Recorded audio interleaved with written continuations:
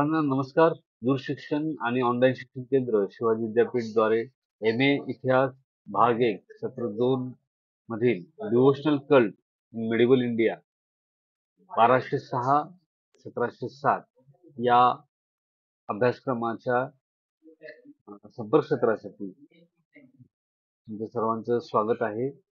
Devotional cult in medieval India हा आपला ऑप्शनलचा paper आहे. मात्र आपण दूरशिक्षणच्या सर्व विद्यार्थ्यांना हा पेपर दिलाय. त्यामुळे सगळ्यांचा हा पेपर असतो.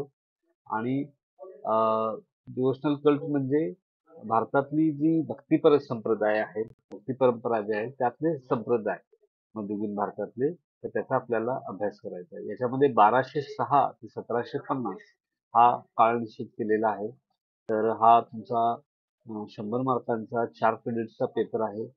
100 मार्कामधले 80 मार्क हे थिअरी पेपरसाठी म्हणजे सेमिस्टर एंड एक्झामसाठी आणि 20 मार्क हे असाइनमेंटसाठी निश्चित केलेले आहे. तर अशा पद्धतीने हा 100 मार्कांचा 4 क्रेडिटचा पेपर आपल्याला या सेमिस्टर 2 साठी आहे.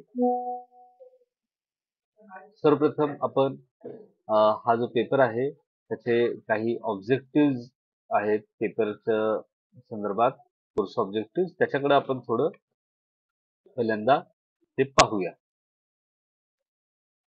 Course outcomes. After the successful completion of this course the student will able to, म्हणजे हा कोर्स पूर्ण केल्यानंतर विद्यार्थ्याकडे कोणती माहिती किंवा स्किल्स येतील. तर पहिलं जे आहे त्याच्या हिशोबाने understand the development in the devotional cults of north India, म्हणजे उत्तर भारतामध्ये जे भक्ती संप्रदायांचं वाढ झालेली होती किंवा विकास झालेला होता, हे विद्यार्थ्याला समजून घेता येईल. Gain the knowledge about the nature of Sufi movement, म्हणजे भारतामधली जी सुफी संप्रदाय होता, सुफी पंथ जो होता, तर त्याच्याबद्दलची माहिती विद्यार्थ्यांना मिळेल. Know the silent future of Varkari संप्रदाय, म्हणजे वारकरी संप्रदायातल्या काही वैशिष्ट्य जे आहेत ती आपल्याला समजून घेता येईल. आणि explain the nature, rise and growth of Sikh religion, म्हणजे शीख धर्म जो आहे तर त्याचं स्वरूप, त्याचा उदय आणि त्याची वाढ किंवा प्रसार जो आहे त्याची आपल्याला माहिती घेता येईल. असे हे 4 आपले ऑब्जेक्टिव्ह आहेत आणि त्याच्यातून आपल्याला लक्षात येते की उत्तर भारतातलं वेगवेगळे भक्ती संप्रदाय, त्यानंतर सुफी संप्रदाय, महाराष्ट्र आणि कर्नाटक, आंध्र प्रदेश या भागात प्रभाव असलेलं वारकरी संप्रदाय आणि पंजाबमध्ये प्रभाव असलेले शीख संप्रदाय, या साधारण या 4 मुद्द्यांच्या भोवती आपला हा पेपर तयार केलेला आहे. तर आपण काय करूया आता की एक एक करून आपल्या ज्या घटक आहेत तर त्याच्यामध्ये माहिती पाहून म्हणजे तो अभ्यासक्रम बघू, आपण त्याच्यावर थोडी चर्चा करूया. तर तुमच्या पुस्तकांमध्ये या संदर्भात सविस्तर विस्तृत माहिती दिलेली आहे. तर आपण फक्त याच्यातले काही कॉमन फीचर्स जे आहेत सगळ्या संप्रदायामध्ये, त्याचा नेमका विकास कुठल्या टप्प्यावर झाला, कुठल्या ऐतिहासिक टप्प्यावर यांचा विकास झाला, हे थोडं आपण समजून घेऊया. भक्तीची संकल्पना आपण थोडी समजून घेऊया. तर असं आपण या अभ्यासाच्या कॉन्टॅक्ट सेशन मध्ये आपण पाहणार आहोत. आता डिव्होशनल पहिलं युनिट जे आहे ते आहे devotional cults in north India, म्हणजे उत्तर भारतामधले भक्ती संप्रदाय. आणि त्याच्यामध्ये आपल्याला पहिल्यांदा बघायचं आहे की तुलसीदास आणि सूरदास, त्यानंतर मीराबाई आणि तिसरं कबीर, या साधारण 4 संतांच्या बद्दलची माहिती आपल्याला याच्यातून घ्यायची आहे. आता उत्तर भारत ज्यावेळी आपण म्हणतो तो म्हणजे साधारण आपल्याला नर्मदा नदीच्या उत्तरेला असलेला जो भाग आहे त्याला आपण उत्तर भारत म्हणतो. तर नर्मदापासून पुन्हा वरती चंबळ नदी जी आहे, चंबळ नदी ती नदी आहे, त्याच्यापर्यंतच्या भागाला साधारण मध्य भारत देखील काही वेळा म्हटलं जातं. त्याच्यावरती जो भाग येतो तो साधारण उत्तर भारत, म्हणजे खूप असं स्पेसिफाय करायचं त्याला उत्तर भारत असं म्हणतात. तर हा उत्तर भारत जो आहे त्याच्यामध्ये भक्ती संप्रदायाचा विकास जो झाला 1206 ते 1750, तर या काळातल्या संदर्भातली माहिती आपल्याला आपल्या या संपर्कसत्रातून घ्यायची आहे. 1206 म्हणजे तुम्ही याच्यामध्ये दोन गोष्टी आहेत. भारतामध्ये भक्ती संप्रदायाचा उदय हा कुठून झालाय तुम्हाला माहिती आहे? कोण सांगेल? चला बोला. भक्ती संप्रदायाचा उदय कुठून झाला भारतात? काय वाटते तुम्हाला?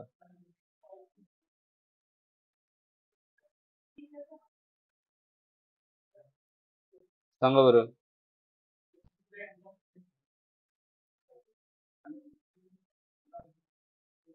कधी झाला किंवा कसा झाला याबद्दल काही तुम्हाला सांगावं वाटतंय का? बरं इव्हन ठीक आहे. पहिल्या बेसिक प्रश्नापासून आपण सुरू करूया. भक्ती म्हणजे काय वाटतं तुम्हाला? भक्ती म्हणजे काय? हं? महाराष्ट्रातून झाला ना? बरं. अजून कुणाला काय सांगता येईल? हे प्रश्न मला विचारू नका. तुम्ही उत्तर द्या आता.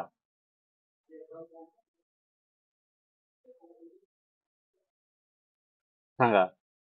2 प्रश्न विचारले तुम्ही. भक्ती म्हणजे काय? हां. आणि उदय कुठून झाला? या 2 प्रश्नांची उत्तर द्या मला.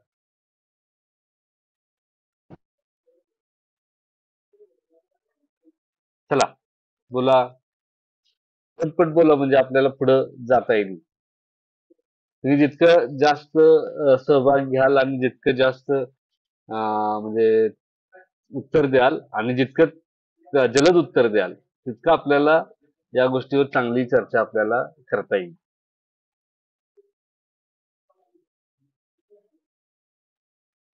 बोला.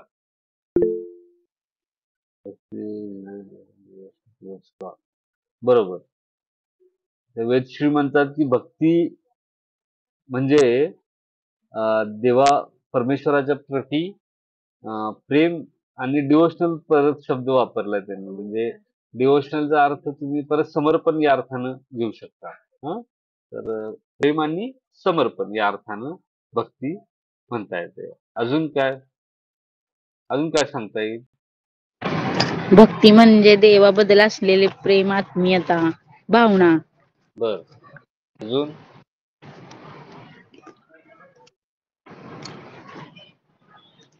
देवाबद्दलची ओढ किंवा आस. बरं. अजून?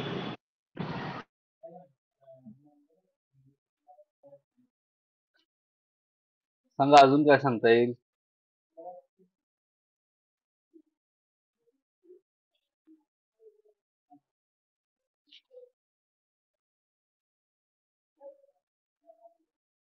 हं? बोला अजून काय सांगता येईल?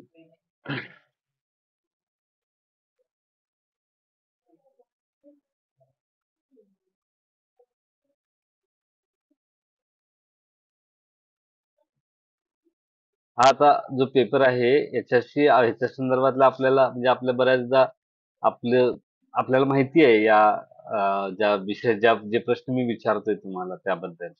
हां, म्हणजे आता या सेमिस्टरला तुम्हाला हा भक्ती संप्रदायावरचा पेपर आहे. आता पुढच्या सेमिस्टरला वर्ल्ड हिस्ट्री आहे. त्याच्यानंतर इंटरनॅशनल पॉलिटिक्सचा पेपर आहे, वुमेन स्टडीजचा पेपर आहे. थोडं एकदम नवीन पद्धतीचे पुढच्या वर्षी तुम्हाला पेपर आहेत.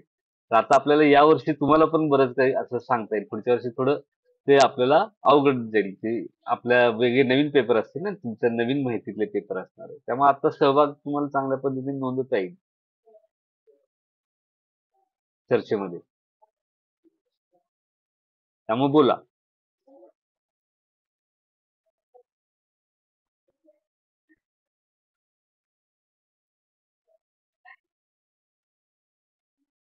बोला. 2 प्रश्न विचारलेत. एका प्रश्नाचं उत्तर सगळेजण एका प्रश्नाबद्दल म्हणाले. भक्तीच्या संदर्भात काही जणांनी सांगितलं. कुठं उगम झाला त्याच्याबद्दल काय वाटतंय?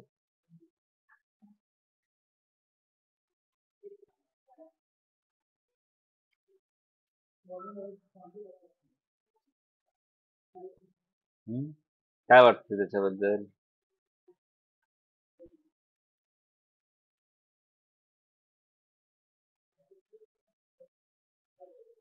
ठीक.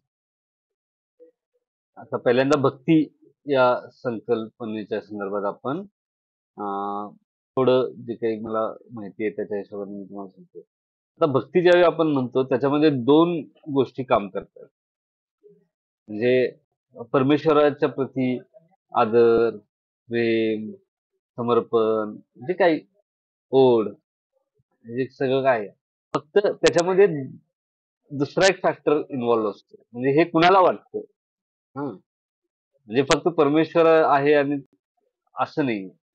एक भक्त नावाचं एक गोष्ट असते आणि एक परमेश्वर किंवा त्याची कुठली जी काही देवता असते. तर ते 2 गोष्टी त्याच्यामध्ये सगळ्यात महत्त्वाच्या असतात. हां, या दोन्ही गोष्टींशिवाय हे भक्ती जी गोष्ट आहे, भक्ती नावाची संकल्पना आहे, ती पूर्ण होत नाही. म्हणजे एक भक्त पाहिजे आणि त्याची जी काही आराध्य देवता जी असते, परमेश्वर जो काही कुठला परमेश्वर म्हणजे वेगवेगळी रूपं असू शकतात. हां, तर तो असला पाहिजे. अशा 2 गोष्टी जोडल्यानंतरच ही भक्ती नावाची गोष्ट पूर्ण होते. आणि हे जो भक्त असतो, तर भक्ताच्या मनामध्ये त्या परमेश्वराबद्दल, त्या देवतेबद्दल अ, ओढ असते, प्रेम असतं, समर्पण असते. आता याच्यामध्ये 2 गोष्टी अजून एक असतं, की काही असे हे असतात, की अ, अ, देवाला काहीतरी दिलं, की मग आपल्याला हे मिळेल. हां, याला काहीतरी ऑफर केलं, की त्याच्यापासून आपल्याला काहीतरी मिळेल. हां, तर याला भक्ती नाही म्हणता येत. भक्ती ही फळाची अपेक्षा करत नाही. तुम्ही ज्यावेळी भक्तीच्या बाबतीत जे आपण म्हणतो की नाही, म्हणजे भक्ती संप्रदायातला बरंच अ, अ, त्याला आपण म्हणता येईल पॉप्युलर देवता जी आहे ती श्रीकृष्णाच्या संदर्भात आहे. त्यांच्या भगवद्गीतेमध्ये त्यांनी जे म्हटलेलं आहे, की फळाची अपेक्षा करायची नाही, कर्म करत जायचं हे त्यांनी सांगितलेलं आहे. हा जो भक्तीच्या मधला एक महत्त्वाचा भाग जो आहे, तो फळाची अपेक्षा करायची नाही आणि आपलं जे काही कर्म आहे, जी काही भक्ती आहे, ती सतत करायची. तुम्ही आत्तापर्यंत जर समजा कुठल्या संत वगैरे जे आहेत, संत तुकाराम असतील, संत ज्ञानेश्वर असतील, कुठल्या पण याच्यावरचे तुम्ही ज्यावेळी एखादा चित्रपट पाहिला असाल किंवा त्यांचे अभंग वगैरे वाचले असतील, तर तुम्हाला हा मुद्दा लक्षात येतो. त्यांना ते परमेश्वराच्या बद्दल ओढ दिसेल त्यांच्या लिखाणामध्ये. त्याच्यानंतर मी जसं आता म्हटलो, की फळाची अपेक्षा करायची नाही. आपली जी काही कामं आहेत, ती कामं करायची. आपलं कर्म करायचं. फळाची अपेक्षा करायची नाही. हां, तर या गोष्टी ज्या आहेत, ते तुम्हाला त्याच्यातून दिसतात. हं. आता याला आपण साधारणपणे भक्ती असं म्हणतो. मग भक्तीमध्ये मग परत त्याचं त्या देवतेचं त्याच्यावर म्हणजे काही रिच्युअल्स असतात. त्याच्यामध्ये मग त्याचं नामस्मरण जे असतं ते केलं जातं. नामस्मरण सतत त्याची आठवण, त्याचं नाव घेणं. हां, हा त्याच्यामध्ये एक महत्त्वाचा मुद्दा राहतो. आता जसं ह्याच्यामध्ये इरफाननी टाकलेलं आहे, की चॅट बॉक्समध्ये, की भक्ती संप्रदायाचा उगम दक्षिण भारतात विशेषतः तामिळनाडू आणि केरळमध्ये 7व्या-8व्या शतकात झाला. नंतर तो उत्तरेकडे पसरला. म्हणजे काय, की केरळमध्ये झाला असं म्हणतात. ते तामिळनाडूमध्ये मुळात तो तामिळनाडूमध्ये झाला. तामिळनाडूमध्ये अलवार आणि नैनार असे 2 पंथ होते. त्या 2 पंथांच्या माध्यमातनं भक्ती चळवळीचा आरंभ झाला. अलवार आणि नैनार. आता ह्याच्यातले अलवार जे आहेत अ, मला ते एकदा कन्फर्म करू दे.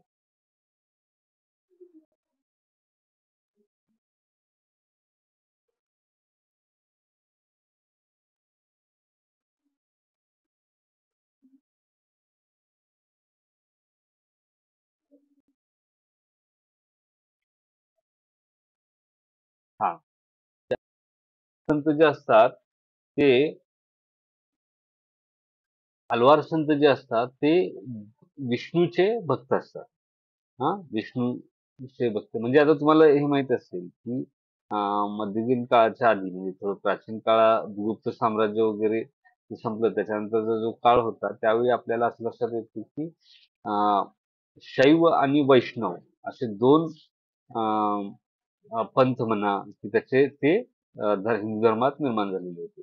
आणि जे भगवान विष्णूची उपासना करतात ते वैष्णवपंथी आणि जे भगवान शिवची उपासना करतात ते शैवपंथी. अशा पद्धतीची ती एक पंथ निर्माण झालेले होते. आणि दक्षिण भारतात त्याचं प्रमाण खूप जास्त होतं. आणि मग दक्षिण भारतामध्ये काय झालं होतं, की हे जे ज्यावेळी भक्ती संप्रदाय उदयाला आला, की एखाद्या देवाच्या संदर्भात ओढ, प्रेम, समर्पण अशा भावना लोकांच्या मनात निर्माण व्हायला लागल्या. तर त्याच्या माध्यमातून मग वैष्णव पंथातनं आलवार संप्रदाय आणि शैव पंथातनं नयनार संप्रदाय असं 2 पंथ पंथ जे आहेत ते निर्माण झाले. आता हे अलवार आणि नयनार हे दोन्ही जरी समजा विष्णू आणि शिव याच्या संदर्भात वैष्णव आणि शैव असे वेगवेगळ्या ह्याच्यातनं जरी असले, तरी त्यांची भक्ती करण्याची पद्धत किंवा भक्तीच्या याच्यातून त्यांची जी काही जे काही त्या सगळ्या चळवळीतून निर्माण झालं, त्याच्यात एक सारखेपणा होता. तो म्हणजे कसा, की यांनी अ, संपूर्ण समर्पणाच्या संदर्भातलं भाष्य केलं. डिव्होशन जे आहे म्हणजे परमेश्वराची ओढ जी आहे त्याच्याबद्दलचं भाष्य केलं. त्याच्यानंतर अ, त्याला आपल्याला म्हणता येईल, की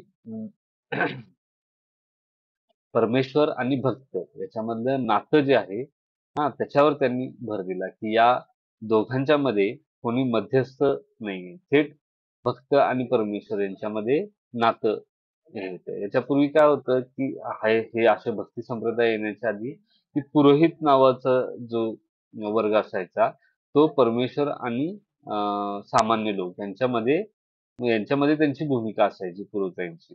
म्हणजे परमेश्वराकडे काही मागणं असेल, काही रिच्युअल्स करायचे असेल, तर पुरोहिताची आवश्यकता पडायची.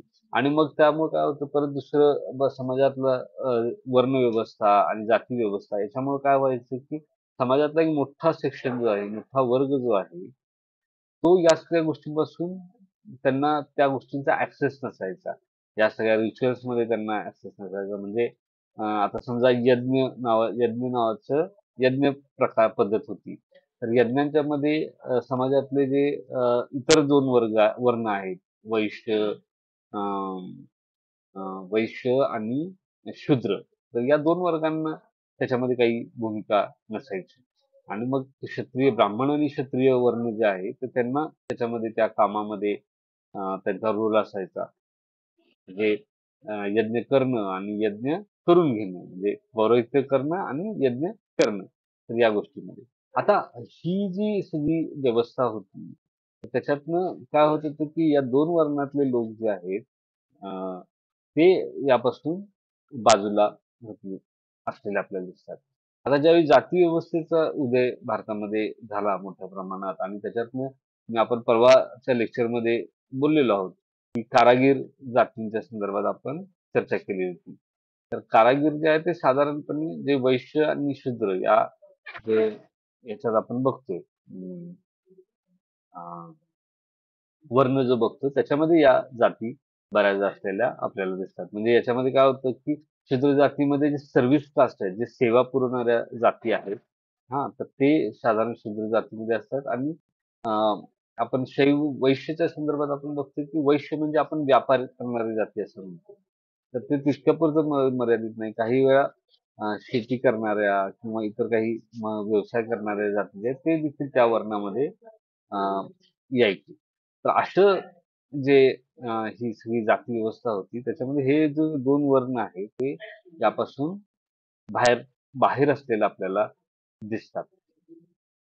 मग ही जी भक्ती परंपरा आहे, भक्ती चळवळ जी आहे, यांनी काय केलं, की यांनी या मध्यस्थाची आवश्यकता नाकारली आणि मध्यस्थाच्या ऐवजी भक्त आणि परमेश्वर यांच्यामध्ये थेट नातं जे आहे ते त्यांनी मांडलं आणि मग परमेश्वरापर्यंत या भक्तांना कसं पोचायचं, त्याच्यापर्यंतची आपल्या ज्या सगळ्या भावना आहेत त्याच्यापर्यंत कशा व्यक्त करायच्या, याच्यासाठी काही गोष्टी सांगितल्या. म्हणजे समजा आता आपण म्हणतोय कीर्तन, भजन, हां, नामस्मरण, ठीक आहे? किंवा वारीसारखं दर्शनाला जाणं.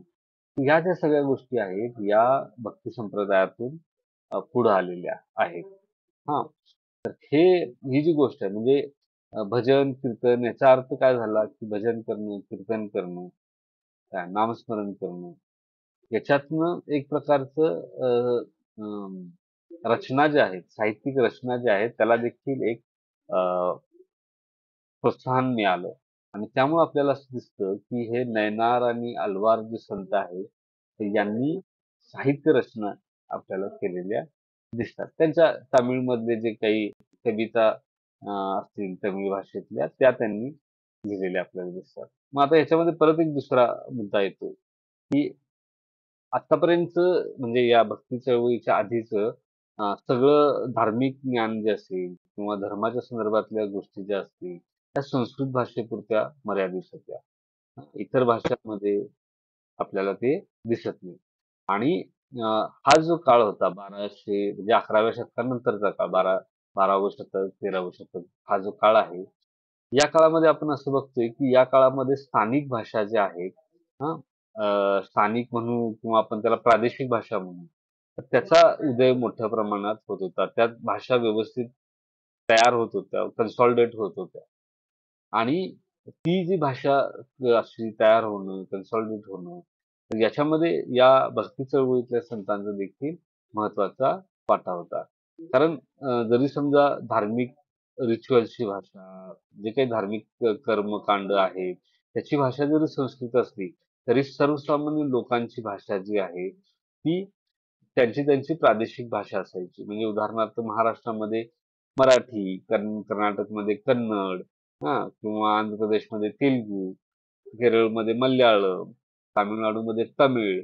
तर ही अशा पद्धतीच्या भाषा ज्या आहेत, ते त्या प्रदेशामध्ये चालायच्या. आणि सर्वसामान्य लोकांना त्या भाषेतनं ते बोलायचे. मात्र रिच्युअल्स मात्र सगळे संस्कृत भाषेमध्ये असायचे. तर हा जो एक त्याच्यामधला मुद्दा होता, तो आपल्याला या नयनार आणि अल्वार संतांच्यामध्ये दिसतो. आता जर समजा आपण त्यांचं म्हणणंच हे आहे, की भक्त आणि परमेश्वरमध्ये कोणी दुसरा नाहीये. आणि दुसरी गोष्ट अशी, की भक्ताकडेच ते मार्ग असतील, की जे त्याला परमेश्वराच्या जवळ नेतील किंवा त्याच्याशी तादात्म्य पावण्यासाठी म्हणजे भक्त आत्मा आणि परमात्मा हे एक होण्यासाठी जे काही प्रक्रियेतनं पार पडायला लागतं. त्यासाठी त्याचे जे काही रिच्युअल्स आहेत, ते जे काही जे काही करायला हवं, तर त्यासाठी ते त्याच्या भाषेमध्ये त्या भक्ताला समजून येईल अशा भाषेमध्ये असावं. तर असे साधारण स्वरूप जे आहे ते या चळवळीचं होतं, भक्ती आंदोलनाचं होतं. त्यामुळे आपल्याला असं दिसतं, की तमिळ संत जे आहेत ते नयनार आणि अल्वार यांनी आपल्याला त्यांच्या तमिळ भाषेमध्ये किंवा तिथल्या मल्याळम भाषेमध्ये, केरळमधल्या तर त्यांनी ती साहित्य रचना केलेली दिसते आणि त्यात मग परमेश्वराचं कौतुक, त्याच्याबद्दलच्या भावना, त्याच्याबद्दलचं प्रेम, ओढ हे सगळं त्यामध्ये ते दाखवतात.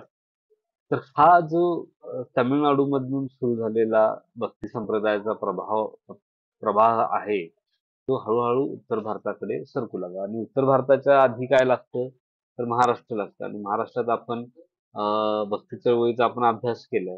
तर आता जे काही मी सांगितलं त्याबद्दल त्यातून तुम्हाला महाराष्ट्रातल्या भक्ती चळवळीबद्दल काय अजून तुमची निरीक्षणं नोंदवता येतील? जे काही मी अल्वार आणि नेणार किंवा एकूण भक्ती संप्रदायाबद्दल सांगितलं. तर महाराष्ट्रातल्या भक्ती संप्रदायाबद्दल तुम्हाला काय काय सांगता येईल? बोला.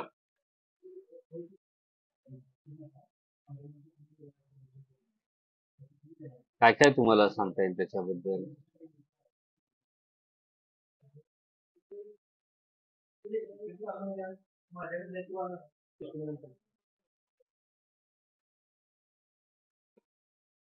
बोला, माईक बंद करा, माईक चालू करा आणि बोला.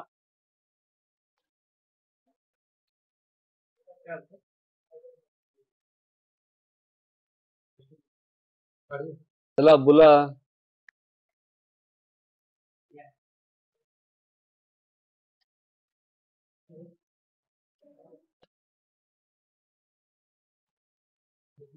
चला बोला, काय महाराष्ट्राच्या भक्ती संप्रदायाबद्दल, त्याच्या वैशिष्ट्यांच्या बद्दल तुम्हाला काय सांगता येईल?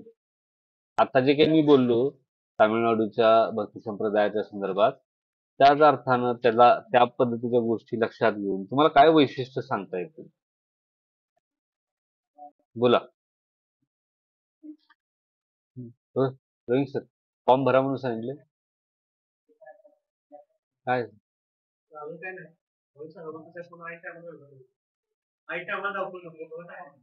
भरा म्हणून सांगतात आणि थांबा म्हणून सांगितलं ते मग भरा म्हणून सांगायला पण ते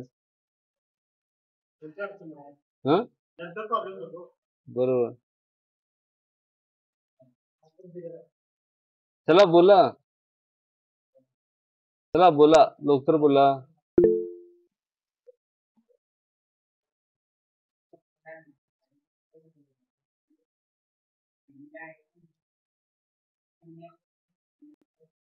बर, अजून आता वेदश्री म्हणतात की महाराष्ट्रातलं जे भक्ती संप्रदाय आहेत ते मुख्यतः तीन याच्यामध्ये विभाजित होतात: वैष्णव, शैव आणि शाक्त. वैष्णव म्हणजे विष्णूची उपासना करणारे, शैव म्हणजे शिवची उपासना करणारे, शाक्त म्हणजे जे आदिशक्ती जे आहे त्याची उपासना करणारे. आणि the legacy of the saints largely revolved around Vitthal.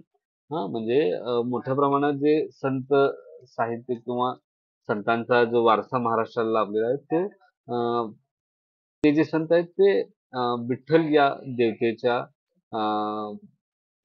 साधारणपणे त्याच्या भोवती या सगळ्या रचना झालेल्या आहेत असं त्यांचं म्हणणं आहे.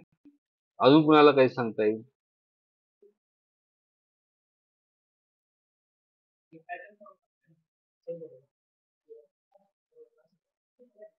चला, अजून कुणाला काय सांगता येईल?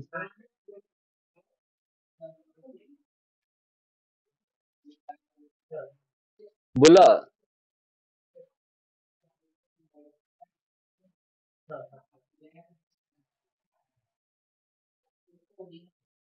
बोला, अजून काय सांगता येईल?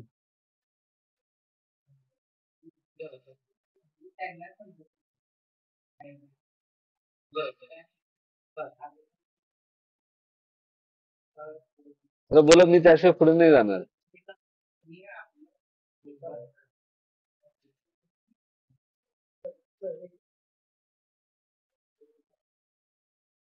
मग तुम्हाला असं काही त्यांच्या जे रिच्युअल्स आहेत त्यातनं तुम्हाला तसं काही दिसतं का जे आपण आता वैशिष्ट्य बोललो त्या संदर्भात? बोलू शकताय ना त्याच्यावर तुम्ही?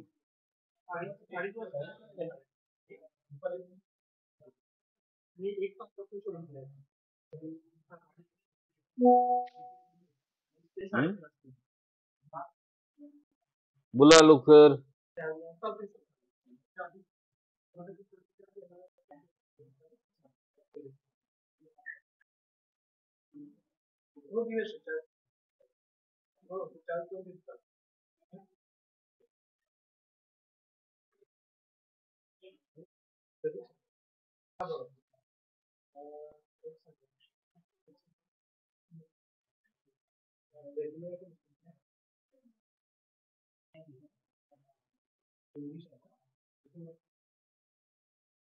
हं?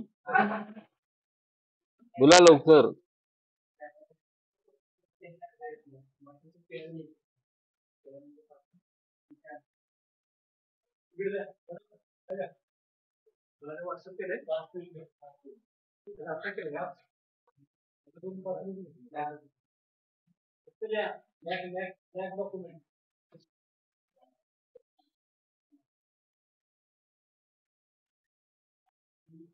ठीक आहे. आता मग नाव घेऊन विचारायला पाहिजे. आता जयदेव पवार आहेत आपल्याकडे. आता हे जयदेव नाव जे आहे, हा, हे नावाचं ऐतिहासिक काही आठवतंय का तुम्हाला? जयदेव म्हटल्यावर जयदेव पवार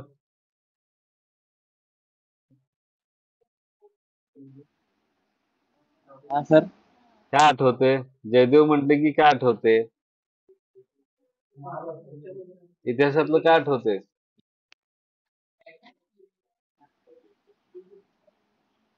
लोकमान्य टिळक, गणेश काय? नाही ऐकून आलं मला तुमचा आवाज. ते लोकमान्य टिळकांनी गणेश जयंती सुरू केली ते आठवतं सर. जयदेव जयदेव नावाचं म्हणतोय मी. तुमचं नाव जयदेव आहे की नाही? हा सर. हा मग ते नाव आपण ऐतिहासिक दृष्ट्या तुम्ही आपण असं जयदेव हे नाव घेतलं तर इतिहासातलं असं काय आठवतं तुम्हाला? ते लोकमान्य टिळकांनी गणेश जयंती सुरू केली ते आठवतं सर. बर जयदेवचं आणि गणेश जयंतीचं म्हणजे ते गणपती सुरुवाती आरती सर. कुठली? अच्छा जयदेव जयदेव असं अच्छा अच्छा अच्छा असं हा सर. म्हणताय. अच्छा या अर्थानं म्हणताय. बर अच्छा बरं अजून कोण सांगू शकतंय जयदेव म्हटले की काय आठवते? काय आठवते?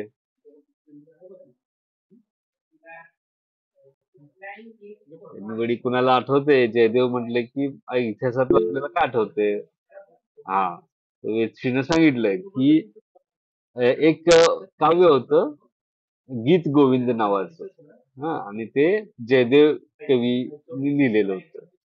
हा, तर जयदेव कवींचं गीत गोविंद जे आहे जसं आपण विवेक सिंधू हा ग्रंथ मानतो तसं हे जयदेवाचं गीत गोविंद जे आहे ते खूप प्रसिद्ध आहे. आणि हे गीत गोविंद म्हणजे काय? तर गीत म्हणजे कविता आणि गोविंद म्हणजे कृष्ण.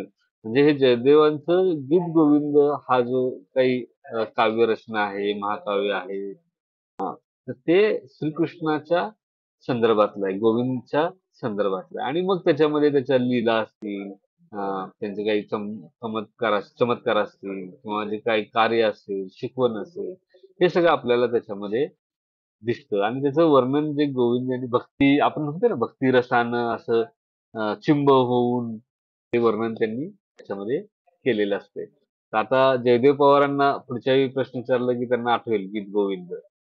हां. आता नक्की सर. दुसरं अजून एक बरोबर ना? हो सर.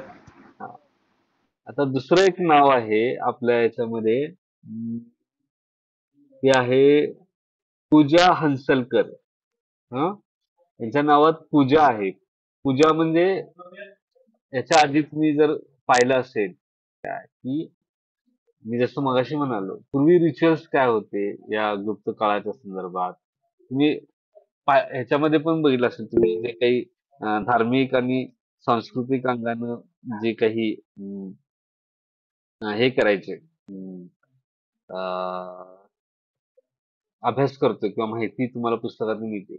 त्यामध्ये तुम्हाला धार्मिक विधी म्हणजे काय तर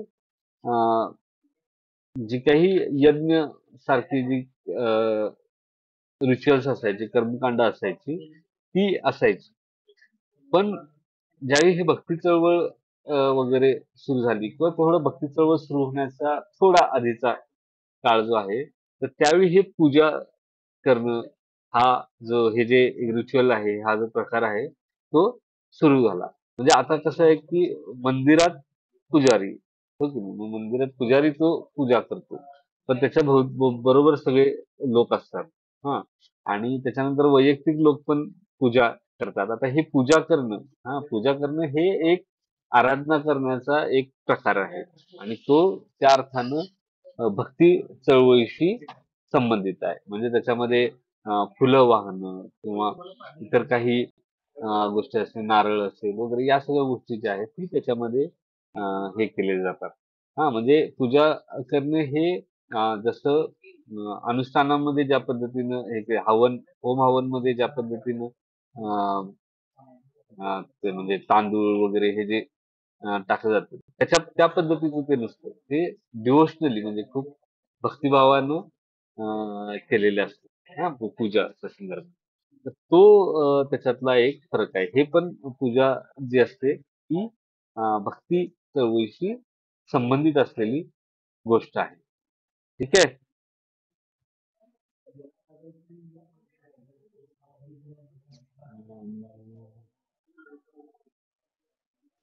आता म्हणणार नाव बघून विचारते म्हणजे अच्छा. ठीक आहे. एनिवे तर आता गीत गोविंद बद्दल माहिती यांनी टाकलेली आहे. गीत गोविंद जयदय नावाचे कवी संस्कृत कवी लेखक होते. त्यांनी गीत गोविंद हा प्रसिद्ध संस्कृत काव्याची रचना केली. 12व्या शतकात ओरिसामध्ये ते राहत होते असं इरफानची माहिती आहे. ठीक आहे. पुढं तर आता आपण बरं अजून आता मी एवढं बोलल्यानंतर कुणाला आणखी काही सांगावं वाटत असेल तर बोला.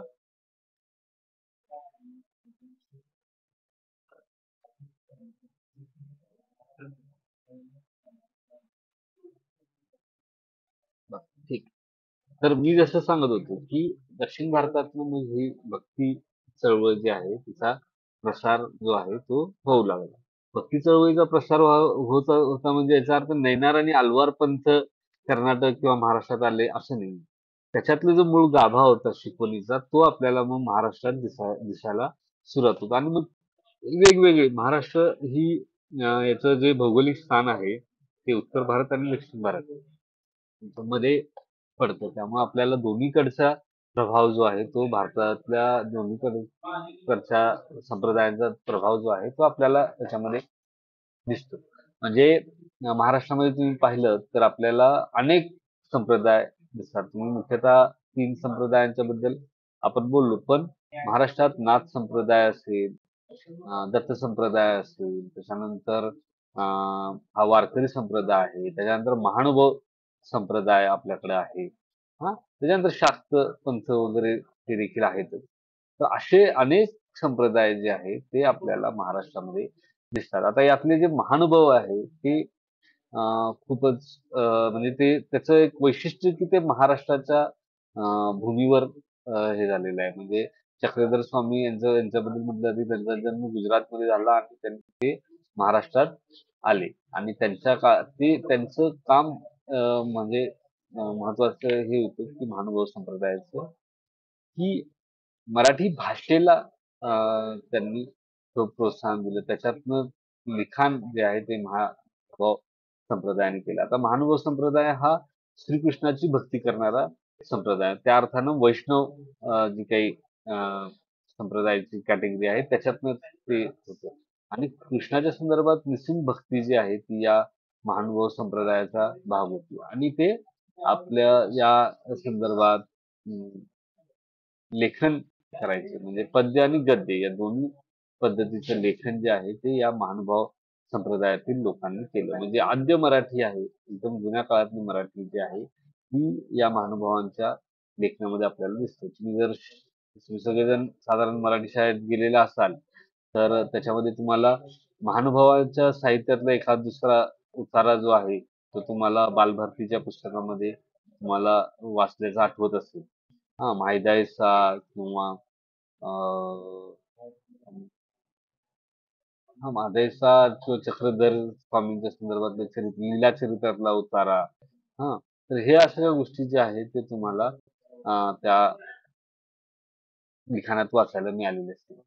तर हे महानुभाव संप्रदाय जो आहे तो महाराष्ट्रामध्ये आला. महाराष्ट्रातला दुसरा महत्वाचा अजून एक संप्रदाय तो म्हणजे वारकरी संप्रदाय. वारकरी संप्रदायाच्या मध्ये आपल्याला वारी हा एक महत्वपूर्ण वैशिष्ट्य त्याच्यामध्ये दिसतं की विठ्ठल या देवतेला केंद्र मानून त्याच्यासाठी त्याच्या दर्शनासाठी वर्षातून 2 वेळा वारी निघते.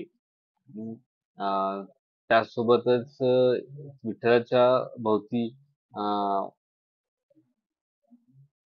अभंगांची रचना, अभंगांची, कीर्तनांची रचना झालेलं आपल्याला दिसतं. आणि हे सगळं मराठी भाषेत झालेलं आहे. ज्ञानेश्वरांनी जे ज्ञानेश्वरी लिहिली. ज्ञानेश्वरी ही मुळात भागवत-गीता जी होती त्याच्यावरची टीका होती. टीका म्हणजे आजच्या भाषेत तुम्हाला यांनी याच्यावर टीका केली अशा पद्धतीने आपण त्याला पाहतो. तशी नाही. टीका ही इन द सेन्स की त्याचं एक्सप्लेनेशन, त्याचं स्पष्टीकरण हे त्यामध्ये होतं. म्हणजे भगवद्गीतेचं सार, त्याचं स्पष्टीकरण, त्याच्यावरचे भाष्य हे ज्ञानेश्वरांनी मराठीमध्ये लिहिलं. हां, त्यामुळं जी ज्ञानेश्वरी आहे, ती मराठी भाषेला प्रोत्साहन देणारं त्यांची ती कृती होती. आणि मी जसं मगाशी म्हणालो, की भक्ती संप्रदायातल्या संतांनी प्रादेशिक भाषांना खूप महत्त्व दिलं. त्याच्यामध्ये साहित्य रचना केलेल्या होत्या. तर ती गोष्ट आपल्याला महानुभावांच्या बाबतीत पण दिसते, वारकरी संप्रदायाच्या बाबतीत पण दिसते. आणि मग वारकरी संप्रदायांचा आपल्याला प्रचंड म्हणजे परंपरा मोठी आहे, की फार ज्ञानेश्वरांच्या पासून ते तुकाराम महाराजांपर्यंत ही आपण सगळी परंपरा पाहतो. त्याच्यामध्ये असंख्य अभंग, त्याच्यानंतर भारुड ही सगळी त्याच्यामध्ये लिहिले गेलेली आहे. या सगळ्या संत मंडळींच्या याच्यामध्ये अजून एक कॉमन गोष्ट दिसते, की जसं मी म्हणालो, की याला सपोर्ट जो सगळ्यात जास्त मिळाला तो ही जी दोन वर्ण होते, की जे याच्यातून बाहेर होते, या सगळ्या धार्मिक रिच्युअल्स मधनं, तिथनं त्यांना खूप मोठा पाठिंबा मिळालेला होता. आणि ते हे जे संत मंडळी आहेत ही मोठ्या प्रमाणात या वर्णातल्या जातीमधून आलेले आपल्याला दिसतात. म्हणजे आपण महाराष्ट्रातल्या पण संतांचे विविध व्यवसाय करणारे असे ते संत होते. ते आपला व्यवसाय सांभाळून ही भक्ती करत होते. आणि याच्यातनं त्यांचं मग अशी काही म्हणजे ते कसं का, की खूप नवस करणं आणि त्याच्यातनं काहीतरी मिळेल अशा अपेक्षाने जे आराधना केली जाते त्याला भक्ती म्हणत नाही. हा, तुम्ही जे तुकाराम महाराजांच्या अभंगामध्ये पण असं पाहिलं की म्हणजे असे जे सुपरस्टिशन्स असतात त्याच्यावर ते अंधश्रद्धा असतात त्याच्यावर ते आघात करताना आपल्याला दिसतात. तर समर्पणाची भावना याच्यामध्ये असते. तर ती आपल्याला या सगळ्या महाराष्ट्रातल्या संतांच्या याच्यामध्ये आपल्याला दिसून येते. आणि दुसरं की जाती व्यवस्था जी आहे, जातीतला जो जातीतला भेदभाव जो आहे, वर्णातला भेदभाव जो आहे, त्याला या संत मंडळींनी, भक्ती चळवळीतल्या संत मंडळींनी त्याला विरोध केलेला आपल्याला दिसतो. तर त्यामुळं हे एक त्याचं भक्ती चळवळीचं एक महत्वाची वैशिष्ट्य आपल्याला बघता येईल. म्हणजे आपल्याकडे संत चोखामेळा सारखे संत होते जे अस्पृश्य समाजातले होते आणि त्यांच्याबद्दलचं म्हणजे त्यांची देखील विठ्ठलाच्या संदर्भातली ओढ जी आहे ती आपल्याला याच्यातून दिसून येते. तर असं हे सगळं भक्ती चळवळीची वैशिष्ट्य आहेत. आणि त्याच वेळी दुसरं एक गोष्ट भारतामध्ये घडून आली ती म्हणजे उत्तरेकडे या काळामध्ये आपल्याला दिसते की सुलतानशाहीची स्थापना झाली. म्हणजे हे जे कोणी सुलतान वगैरे होते हे यांची आक्रमण पहिल्यांदा सुरू झाली आणि त्याच्यानंतर ती स्थापना झाली. पण त्याच्यापूर्वीच भारतात आणि भारतातला जो किनारपट्टीचा प्रदेश आहे तिथं सुफी संत जे आहेत, मुस्लिम धर्मातले जे सुफी संत जे आहेत त्यांचं आगमन झालेलं होतं. म्हणजे ही राजकीय सत्ता जी आहे, ज्याला धर्मानं मुस्लिम असलेल्या राजघराण्यांची सत्ता भारतावर स्थापन होण्याच्या पूर्वीच हे सुफी संत जे आहेत ते भारतामध्ये अनेक ठिकाणी आलेले होते. म्हणजे कोकणचा किनारपट्टीचा भाग जो आहे तिथं व्यापाराच्या निमित्तानं अरब लोक येण्याचं प्रमाण आधीपासून येत होते. आणि त्या काळामध्ये मग काही सुफी संत देखील जे आहेत ते आपल्याला कोकण प्रदेशामध्ये किंवा खाली मलाबार प्रदेश म्हणजे केरळची किनारपट्टी जी आहे त्या किनारपट्टीच्या प्रदेशामध्ये आलेले आपल्याला दिसतात. किंवा उत्तर भारतामध्ये देखील पंजाब वगैरे हा जो भाग आहे तर या भागात पंजाब, काश्मीर या भागामध्ये हे लोक आलेले आपल्याला दिसतात. आता सुफी संप्रदायामध्ये त्याची तत्व जी आहेत ती पण भक्ती संप्रदायाच्या तत्वाशी मेळ खाणारी तत्व होती. आणि मग दोन्ही या संप्रदायांनी म्हणजे त्या म्हणजे जे हे दोन्ही म्हणजे दोन्हीचा मूळ गाभा हा होता की हे डिव्होशनल होते. म्हणजे भक्ती संप्रदाय परमेश्वराप्रती समर्पणाची भावना ठेवणारे संप्रदाय होते. हा, तर तो त्यांच्यातला मुख्य गाभा होता. आणि अनेक बाबतीत मग या दोन्ही प्रवाहांनी एकमेकांना प्रभावित केलेलं आपल्याला दिसतं. उत्तर भारतामध्ये हे जे सुफी संत आले त्यांचा मग तिथल्या स्थानिक लोकांवर प्रभाव पडला. त्याच पद्धतीनं भक्ती आंदोलन जे दक्षिण भारतातनं उत्तरेकडे सरकत होतं तर त्याचा देखील प्रभाव तिथल्या लोकांवर पडला. आणि त्याच्यातनं आपल्याला असं दिसतं की तुलसीदास, त्याच्यानंतर मीराबाई आणि कबीर यांच्यासारखे संत उत्तर भारतामध्ये झालेले आपल्याला दिसतात. आता तुलसीदास जे आहेत, म्हणजे आपल्याला माहित आहे की रामायण जे आहे ते पूर्वी वाल्मिकी रामायण होतं असं आपण म्हणतो. आणि वाल्मिकी जे आहेत त्यांनी त्याची रचना केली असं आपण म्हटलं जातं. आणि त्याच्यानंतर काही इतर पंथातले देखील रामायण लिहिले गेले, म्हणजे जैन रामायण देखील आहे, जे दक्षिण भारतात लिहिले गेलेले होते.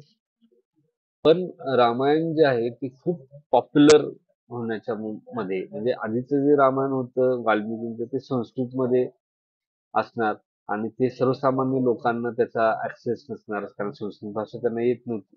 तर अशा वेळी हे रामायण जी कथा आहे, जी रामायणची कथा आहे, हा संपूर्ण रामायण जे आहे ते तिथल्या स्थानिक भाषेमध्ये सांगण्याचं काम जे आहे ते या तुलसीदासांनी केले.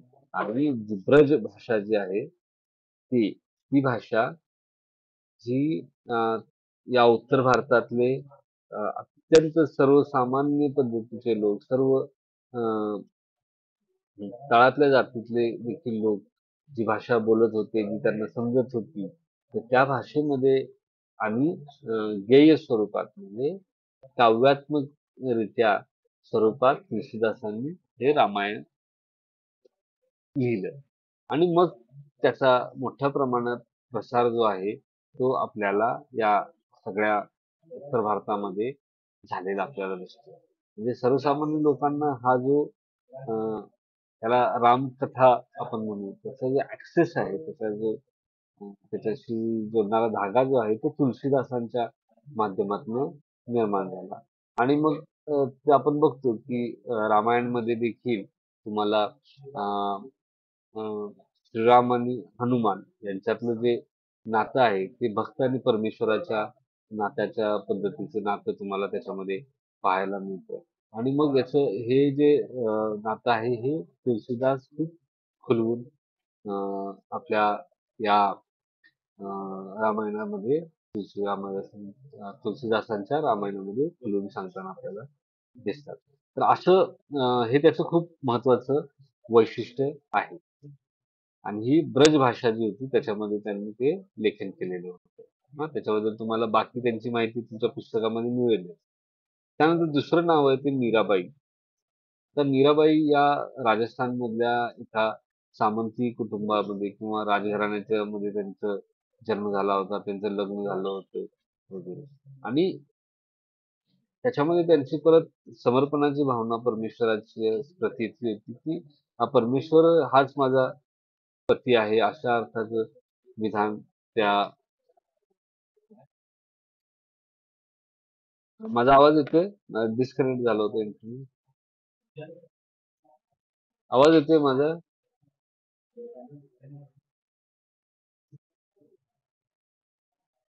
आवाज येतोय?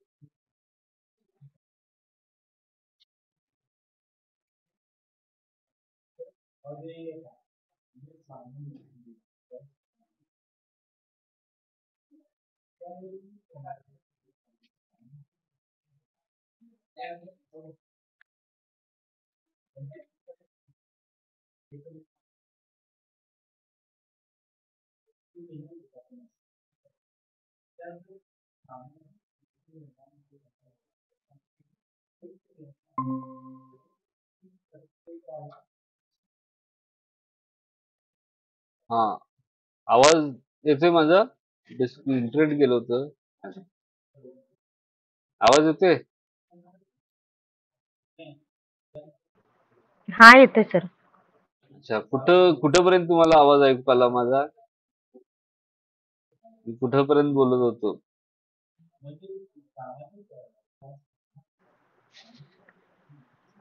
हम्म? हनुमान श्रीरामाचं त्यांनी ब्रेज भाषेमध्ये त्यांनी ब्रज ब्रज लेखन वगैरे केले तिथपर्यंत आवाज आलेला. बरोबर बरोबर ठीक आहे. तर त्याच्यातलं ते नातं जे आहे भक्त आणि परमेश्वर हे त्यांनी खुलवून दिलेले आहे. आणि हे सांगितलं ना मी संस्कृत म्हणजे ब्रज भाषेमध्ये ते लिहिल्यामुळं सर्वसामान्य लोकांच्या पर्यंत त्याचा ऍक्सेस जो आहे त्याचं त्याची सगळी रामकथा जी आहे ती त्या सगळ्या लोकांच्या पर्यंत पोहोचली.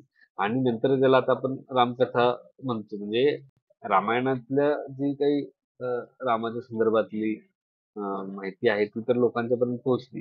त्यासोबतच आता हे त्याला आपण म्हणतो की नाही ते रामकथा नावाचा जो एक हे असतो दसऱ्याच्या काळात केला जाणारा एक सांस्कृतिक ऍक्टिव्हिटी असते हो की नाही ती देखील या उत्तर भारतामध्ये त्यामधून निर्माण झाली. म्हणजे हे सगळं भक्ती आंदोलनाचं कॉन्ट्रीब्युशन होतं. त्याच पद्धतीचं आता तुमच्या पुस्तकात तुळशीदासांच्या संदर्भात बऱ्याच गोष्टी आहेत तर तुम्ही ते वाचू शकता. आता मी मीराबाईंच्या संदर्भात बोलतो. मीराबाई ह्या राजस्थान मधल्या सामंती घराण्यात त्यांचा जन्म झाला होता आणि राजघराण्यात त्या होत्या आणि तिथं हे झालं की परमेश्वराच्या प्रती भक्ती जी आहे ती त्यांची इतकी हे झाली की परमेश्वरालाच त्या पती मानत होत्या आणि त्यांच्या प्रती परमेश्वराच्या प्रती प्रचंड समर्पणाची भावना त्यांच्या सगळ्या लिखाणातून आपल्याला दिसते. मग बऱ्याचदा काय होतं की बऱ्याचदा काही त्यावेळचे धर्म मार्तंड असतील वगैरे तर त्यांनी त्यांना विरोध केलेला आपल्याला दिसतो. मात्र त्यांच्या ज्या काव्य रचना आहेत तर त्यातनं आपल्याला परमेश्वराशी त्यांचं असलेलं नातं त्यांचं जे प्रेम आहे परमेश्वराच्या बद्दल त्याच्याशी जे काही समर्पण आहे तर ते आपल्याला त्यांच्या त्या सगळ्या लिखाणातून दिसतात. आणि त्यांनी जे आपलं सगळं लेखन केलं आहे की तिथल्या जी स्थानिक भाषा आहे राजस्थानी पद्धतीची त्या भाषेत त्यांचं ते लिखाण आपल्याला हे जे साहित्य जे आहे काव्य जे आहे ते आपल्याला तिथं पाहायला मिळतं. त्याच पद्धतीचे तिसरे जे संत आहेत उत्तर भारतातले ते आहेत संत कबीर. कबीर हे रामानंद नावाचे जे संत होते त्यांचे शिष्य होते आणि कबीर हे विणकर जातीत जन्माला आले होते. आणि मग आपल्याला एक वैशिष्ट्य काय कबीरांचे की कबीरांची जी जातीचा जो व्यवसाय आहे तो देखील त्यांच्या रचनांमध्ये आपल्याला डोकावताना दिसतो. आणि त्यांनी भक्ती संदर्भातले जे काही काव्य रचना केलेली आहे दोहे त्यांच्या काव्य रचनेत दोहे असं म्हटलं जातं. तर त्या दोहामध्ये त्यांनी इथल्या जाती व्यवस्थेवर असेल त्याच्यावर टीका केलेली दिसते. हिंदू मुसलमान असा जो काही वाद किंवा तणाव आहे त्याच्या संदर्भात त्यांचं भाष्य दिसतं. तर अशा अनेक गोष्टी ज्या आहेत किंवा समाजातल्या ज्या वाईट प्रथा आहेत त्याच्यावर त्यांनी टीका केलेलं पण आपल्याला दिसतं. तर असं वेगवेगळ्या पद्धतीचं जे काही डायमेन्शन्स असतील त्याच्यातले पैलू जे असतील ते आपल्याला संत कबीर यांच्या लेखनामध्ये आपल्याला दिसतात.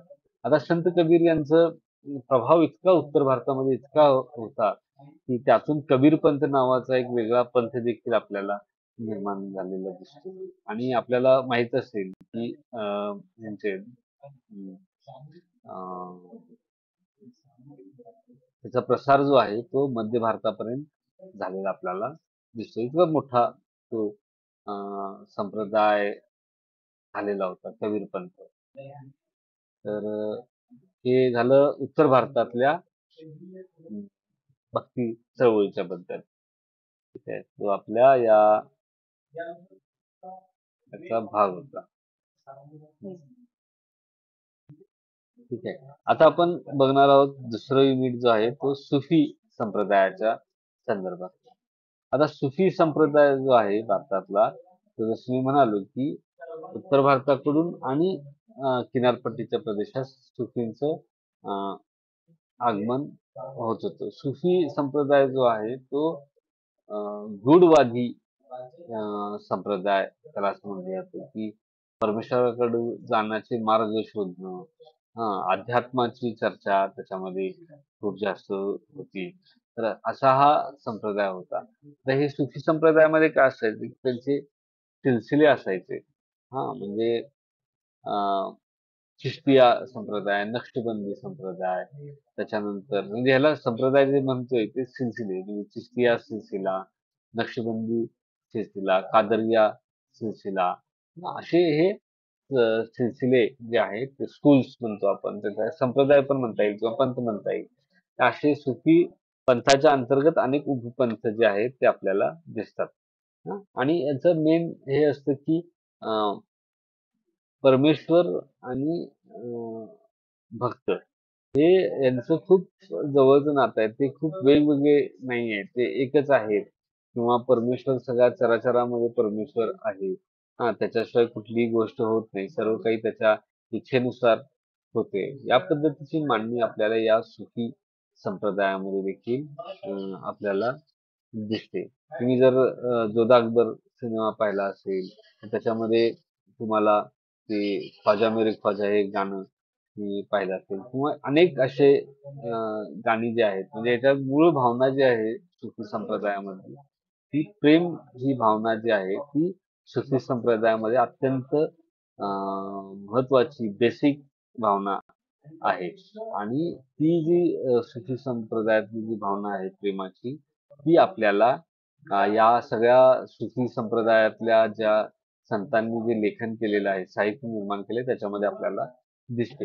म्हणजे तुम्हाला आणि याच्यामध्ये दुसरा अजून एक मुद्दा आहे, की जी कुठली स्थानिक भाषा आहे त्याला देखील सुफी संप्रदायानं खूप महत्त्व दिलेलं आहे.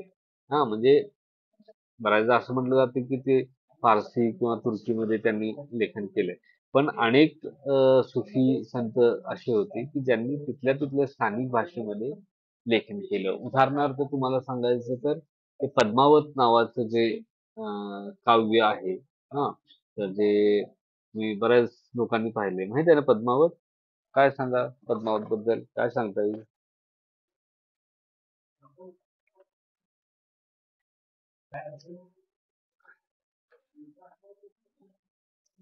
भक्ती संप्रदायाचं अजून एक वैशिष्ट्य असते. तुम्हाला माहिती आहे ते? की त्याच्यामध्ये 2 शब्द असतात. एक श्रवण भक्ती एक असते. म्हणजे फक्त ऐकत राहायचं. ऐकत राहायचं, काही प्रतिक्रिया द्यायची नाही, काही बोलायचं नाही. काय आणि दुसरं असतं ब्रह्मानंदी टाळी लागणे. हे पण त्याच्यामध्ये असते. हे भक्तीमध्येच येतं. प्रवचन वगैरे चालू असेल ना त्यामध्ये ते ब्रह्मानंदी टाळी म्हणजे असं आपल्याच ह्याच्यात गुंगून जायचं, की दुसरं काही आपण नेमकं बाकी काय चाललंय त्याच्याकडे आपलं लक्ष राहत नाही. तर तुम्ही प्रतिक्रिया दिला तर त्या दोन्ही गोष्टी होत नाहीत असं मला लक्षात. बोला.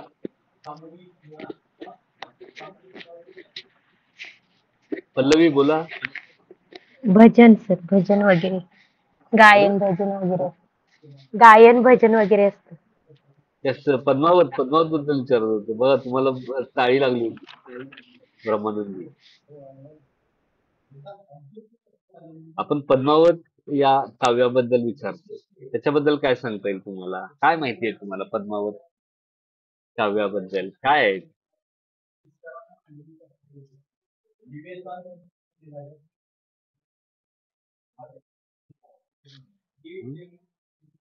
गूगल सर्च करून सांगताय?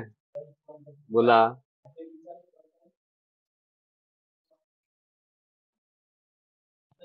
ऐकलंय पद्मावत हे नाव?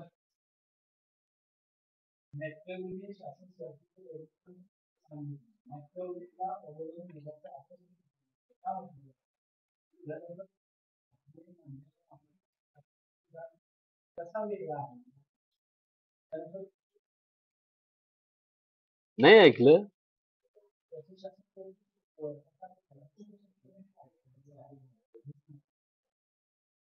आता याचा सिनेमा पण येऊन गेला. सिनेमा तर पाहिला का नाही?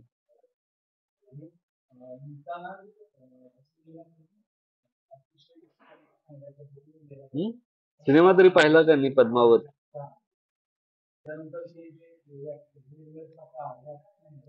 नाव विसरलं असेल तर मग हिरो हिरोईनचं नाव सांगितल्यावर आठवेल. रणबीर कपूर आणि दीपिका पादुकोणचा सिनेमा आला होता. हं? परत त्याच्यामध्ये अल्लाउद्दीन खिल्जी होता. त्याच्यावरनं आठवेल तुम्हाला. अल्लाउद्दीन खिल्जी.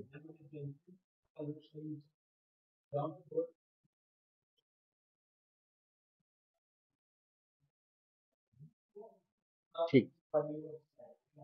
पद्मावत जे आहे ते मलिक मोहम्मद जायसी नावाचा एक सुफी संप्रदायातला म्हणजे त्याच्याशी संबंधित व्यक्ती साहित्यिक होता. त्यानं लिहिलेलं एक काव्य आहे. त्याच्यामध्ये अल्लाउद्दीन खिल्जी आणि त्याच्यानंतर ही महाराणी पद्मिनी पद्मावत त्याच्या संदर्भात त्यांचं जे काही हे पद्मावत सिनेमामध्ये जे काही दाखवलेलं आहे तर त्या सगळ्या घटनाक्रमांच्या संदर्भात आता त्याच्यामध्ये खूप अतिशयोक्ती खूप झालेली आहे किंवा खूपच ते कॉमिक पद्धतीनं बनवलेलं आहे. पण हे जो सगळा घटनाक्रम आहे की ते राज्य जिंकून घेणे किंवा त्याच्यानंतर त्या पद्मिनीची आकांक्षा बाळगणं आणि मग शेवटी हाती काही न लागणं. हां. आणि याच्यामधलं जे सगळं म्हणजे या पद्धतीचं जे काय म्हणतात ओढ आणि हे जे आहेत ते आपल्याला त्याच्यातून दिसतं आणि त्याच्यातला फोलपणा आपल्याला त्या कादंबरीतनं दिसतो. तर अशा अर्थानं काव्यातनं दिसतो. तर अशा अर्थाने ते पद्मावत हे त्यांनी बनवलेलं आहे. लिहिलेलं आहे. ते मलिक मोहम्मद जायसी. आता याच्यामध्ये महत्वाचं आहे की ही जी मावळ वगैरे जो प्रदेश आहे, माळवा प्रदेश जो आहे, तर त्या भागात जी बोलली जाणारी भाषा होती, त्या भाषेमध्ये हे मलिक मोहम्मद जायसी यानं हा ग्रंथ लिहिलेला आहे. अवधी आहे बहुतेक. चेक करून.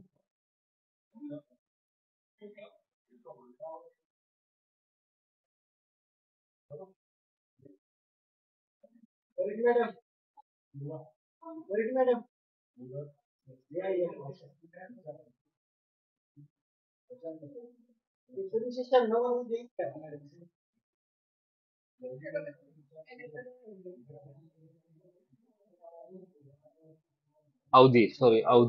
भाषेमध्ये लिहिलेलं आहे. म्हणजे अवध म्हणजे अयोध्या वगैरे त्याच्या आसपासचा जो भाग आहे तर त्या भागात बोलणारी जी भाषा आहे त्या भाषेमध्ये मलिक मोहम्मद जायसी जे आहे त्यांनी हे लेखन केलेलं होतं. तर असे अनेक हे आहेत. वली दखनी नावाचा एक संत होता. त्यानं दखनी भाषेमध्ये साहित्य रचना केली. दखनी भाषा ही या महाराष्ट्रातला जो महाराष्ट्र आणि कर्नाटक आंध्र प्रदेश या भागामध्ये ज्याला दख्खन या नावानं ओळखला जाणारा भाग आहे तर त्या भागामध्ये बोलली जाणारी भाषा होती.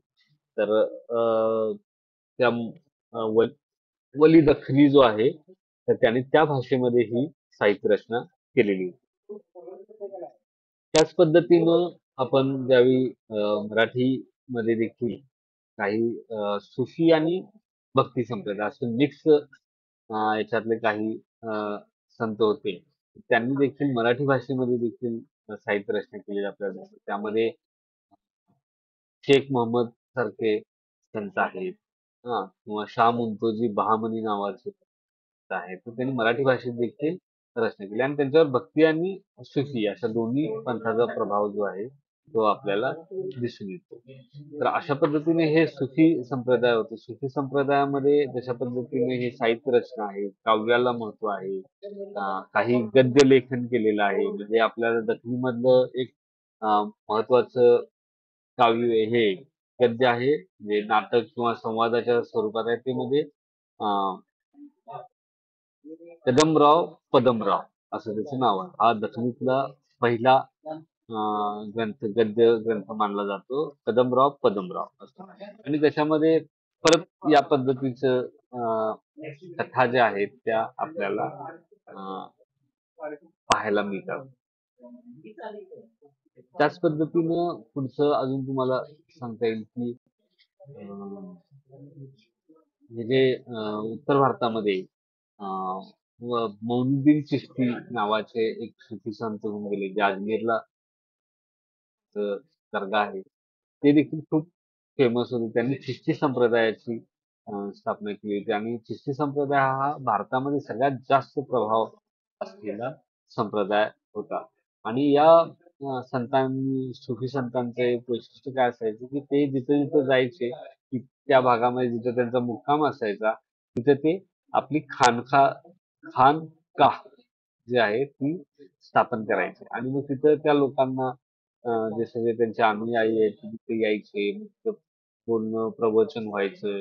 त्याच्यानंतर तिथं काही गाणी देखील म्हणली जायची. म्हणजे जो इस्लामची मूलतत्ववादी जी लोक असतात इस्लाममधले ते गाणी वाजवणं-बिजवणं खूप अ, विरोध करत असतात. पण सुफी संप्रदायातले जे संत होते ते परमेश्वराची आराधना करण्यासाठी गाणी म्हणायचे, नाच देखील करायचे, वाद्य वाजवायचे. आणि हा जो आहे याच्यातून त्यांचं म्हणणं असायचं की यातून परमेश्वर आणि भक्त जो हे करतो त्याचं नातं निर्माण होतं. त्याच्यापर्यंत परमेश्वरापर्यंत पोहोचता येतं. त्याच्यात एक आध्यात्मिकची जी आहे ती या पद्धतीच्या गाण्यातून किंवा वाद्य वाजवण्यातनं, संगीतातनं ती येऊ शकते. हां, म्हणून तुम्ही मग ते जो सिनेमामध्ये तुम्ही बघता म्हणजे जोधा अकबर सिनेमातलं गाणं असेल, ख्वाजा मेरे ख्वाजा किंवा दिल्ली सिक्स मधलं जे गाणं आहे, काय त्याचं नाव? बघितलं का दिल्ली सिक्स तुम्ही?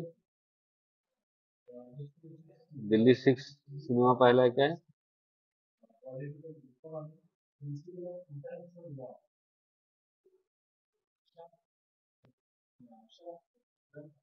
ते मौला मेरे मौला हे गाणं आहे त्याच्यामध्ये दिल्ली सिक्स मध्ये.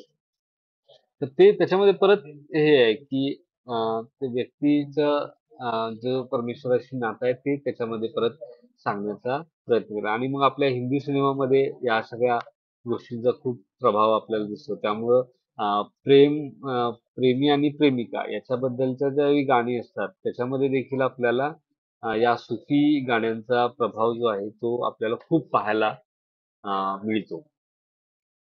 तर हे आहे म्हणजे या पद्धतीने आणि म्युझिक जे आहे, संगीत जे आहे, सुफीचं संगीत आहे. आता तुम्हाला सितार नावाची गोष्ट माहिती आहे. सितार माहिती आहे ना तुम्हाला? सितार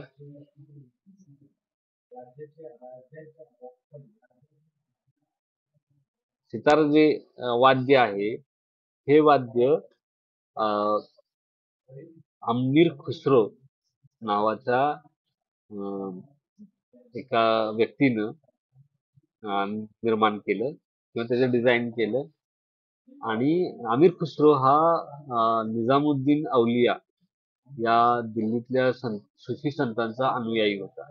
अमीर खुसरो हा खूप मोठा विद्वान होता. अमीर खुसरोनं दिल्ली सल्तनतचा इतिहास लिहिलेला आहे. अमीर खुसरोनं अनेक कविता आणि ग्रंथ लिहिलेले आहेत.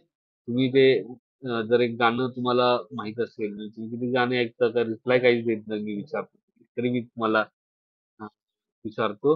अ, एक गुलामी नावाचा चित्रपट जो आहे, तो बऱ्याच वर्षापूर्वी 25-30 वर्षापूर्वी आलेला होता. आणि त्याच्यामध्ये एक गाणं आहे जिहाल मुस्किन नावाचं एक गाणं त्याच्यामध्ये जिहाल मुस्किन नावाचं. तर ते गाणं जे आहे ते अमीर खुसरोनं लिहिलेलं आहे आणि त्या गाण्याचं वैशिष्ट्य काय? जसं मी मगापासून सांगतोय तुम्हाला, या सुफी आणि भक्ती संप्रदायातल्या संतांचं सगळ्यात महत्त्वाचं वैशिष्ट्य आहे, स्थानिक भाषा ज्या आहेत त्याच्यात त्यांना खूप महत्त्व दिलेलं दिसतं आणि हे जे गाणं आहे जिहाल मुस्लिममध्ये, जिहाल मुस्लिमची पहिली जी ओळ असते, म्हणजे त्याची पहिली ओळ, दुसरी ओळ, मग तिसरी आणि चौथी असं. म्हणजे पहिली ओळ फारसीमध्ये, दुसरी ओळ खडी बोलीमध्ये. खडी बोली म्हणजे दिल्लीच्या आसपास जी बोलली जाणारी त्या काळातली हिंदी होती 12व्या-13व्या शतकातली. त्या खडी बोलीमध्ये दुसरी ओळ असते. हां आणि तिसरी ओळ पुन्हा फारसी भाषेत आणि चौथी ओळ पुन्हा खडी बोलीमध्ये. अशा पद्धतीची जी काव्यरचना आहे, ती आपल्याला अमीर खुसरोनं केलेली दिसते. तर या पद्धतीनं ते हे सगळं सुफी संप्रदायाची लेगसी जी आहे, वारसा जो आहे तो आपल्याला भारतामध्ये दिसून येतो. आता त्याच्यानंतर पुढचं आपण बघूया. आता हे 2 युनिट झालेले आहेत त्याच्याबद्दल कुणाला काही शंका आहेत का? 2 युनिटच्या संदर्भात कुणाला काही शंका आहेत?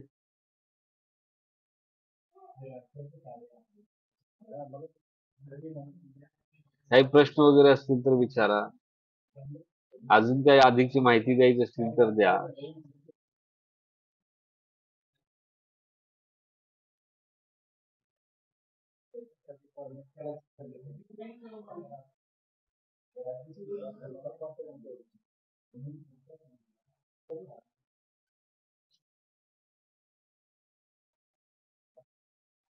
अजून कुणाला काही विचारायचं आहे, सांगायचं आहे, काय अडचण असेल?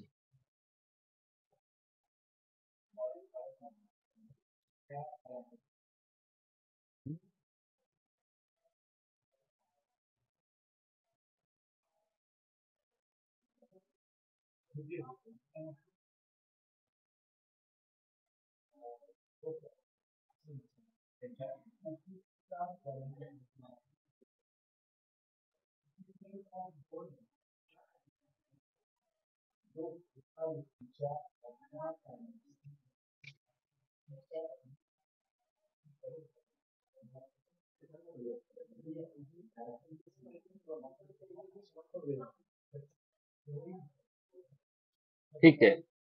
मग आपण पुढच्या मुद्द्याकडे जाऊया. पुढचा मुद्दा आहे वारकरी संप्रदाय.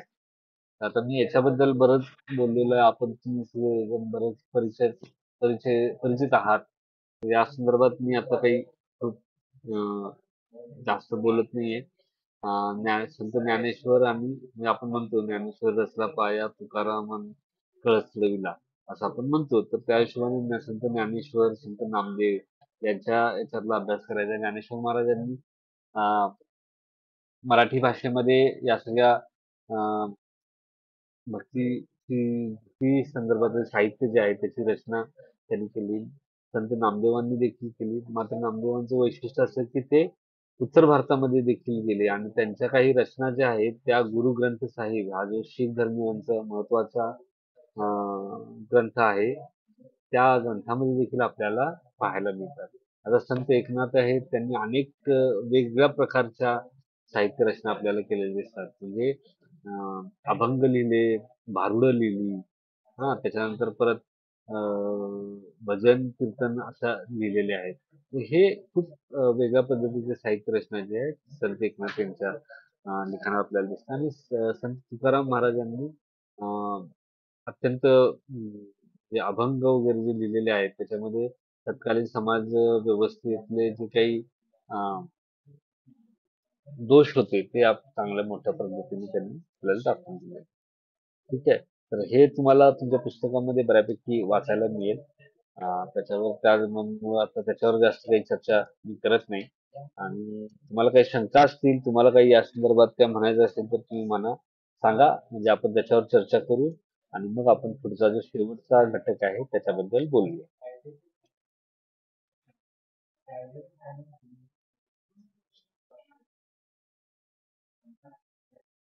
आहे काय शंका कुणाला?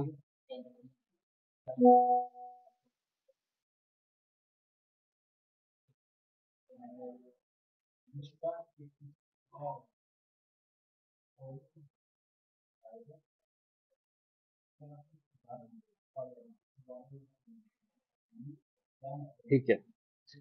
तर आपण पुढचा मुद्दा घेऊया. पुढचा मुद्दा आहे तो शीख पंथाच्या संदर्भातला आहे की शीख धर्म जो आहे त्याच्या संदर्भात. तर शीख धर्माची स्थापना जी आहे ती गुरु नानक देव यांनी स्थापन केली. पंजाबमध्ये ते होते आणि हा भाग असा होता की त्याच्यामध्ये आपल्याला सुफी संप्रदायाचा आणि इकडे भक्ती संप्रदाय असा दोन्ही संप्रदाय म्हणजे हिंदू आणि मुस्लिम अशा दोन्ही धर्मातील 2 भक्ती संप्रदायांचा प्रभाव याच्यामध्ये आपल्याला दिसतो. आणि गुरु नानक देव यांनी मग याच्यातून जे शीख धर्माची स्थापना केली त्याच्यामध्ये आपल्याला हिंदू धर्मातले भक्ती संप्रदाय आणि मुस्लिम धर्मातील हे सुफी संप्रदाय यांचा प्रभाव देखील आपल्याला याच्यामध्ये बराचसा पाहायला मिळतो.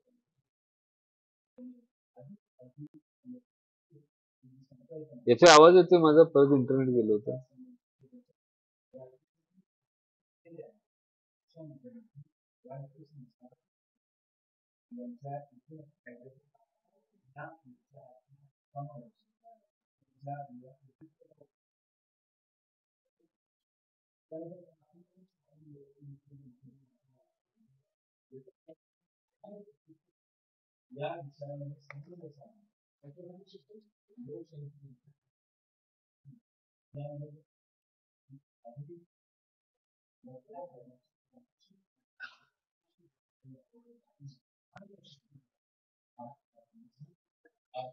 तर शीख संप्रदायामध्ये आपण असं बघतो की याच्यामध्ये परमेश्वर जो आहे म्हणजे त्याला सत जे असं म्हटलं जातं ते त्याला खूप महत्व आहे आणि त्याचे बाकीचे सगळे जे आणि म्हणजे धर्मावलंबी आहेत त्यांच्यासाठी काही ड्युटीज जे आहेत त्यांची कामं जे आहेत त्यांचे काही कर्तव्य जे आहेत त्याच्यामध्ये दिलेली असतात.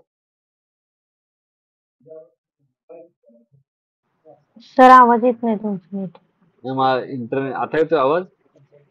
हा यायला लागला. मला इंटरनेट येत जायला लागलंय त्यामुळे थोडं प्रॉब्लेम होतो. तर हा, सत जे आहे म्हणजे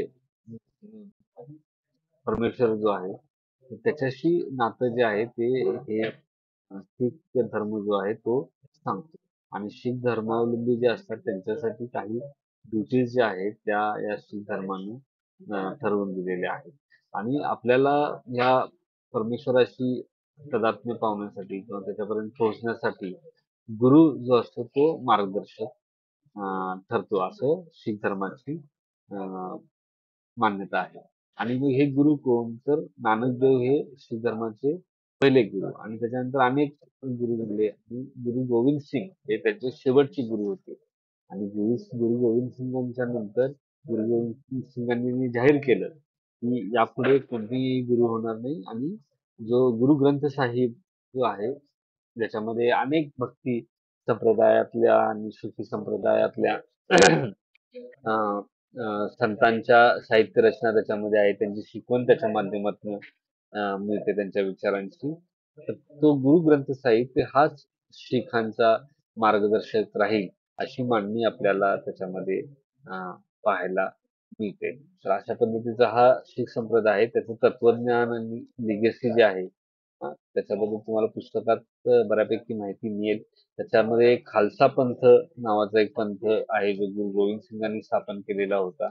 तर त्याच्यामध्ये मग त्यांना राहण्याच्या संदर्भात त्यांचे काही नियम आहेत म्हणजे दाढी किंवा केस वाढवणे आणि डोक्याला पगडी बांधणे त्याच्यानंतर हातात कडा घालणे त्याच्यानंतर एक एक प्रकारचा चाकू असतो खंजीर तर तो बाळगणे असे अनेक त्याच्यामध्ये त्यांना कसे राहायचे याच्या संदर्भात काही नियम त्याच्यामध्ये दिलेले आहेत आणि ही लढाऊ पंथ होता जो खालसा पंथ लढाऊ पंथ होता आणि मुघल आणि त्याच्यानंतरच्या काळामध्ये अफगाण यांनी मोठ्या प्रमाणात लढा दिला आणि शिखांनी आपलं स्वतःचं राज्य जे आहे ते स्थापन केलं होतं रणजित सिंहांच्या नेतृत्वाखाली. तर हे एक आहे लिगसीच्या संदर्भात. ते आतापर्यंत आपण जेवढी चर्चा केली तेवढी आतापर्यंत पुरे आहे. बाकी पुस्तकामध्ये अनेक डिटेल्स आहेत. तुम्ही देखील पुस्तकांच्या व्यतिरिक्त काही जी काही माहिती तुम्हाला मिळेल ती वाचा. त्याच्यातून तुमचं या संदर्भातलं अंडरस्टँडिंग चांगल्या पद्धतीने वाढेल. ओके. तुम्हाला काही शंका असतील तर विचारा. टाईप करून विचारलं तरी चालतं.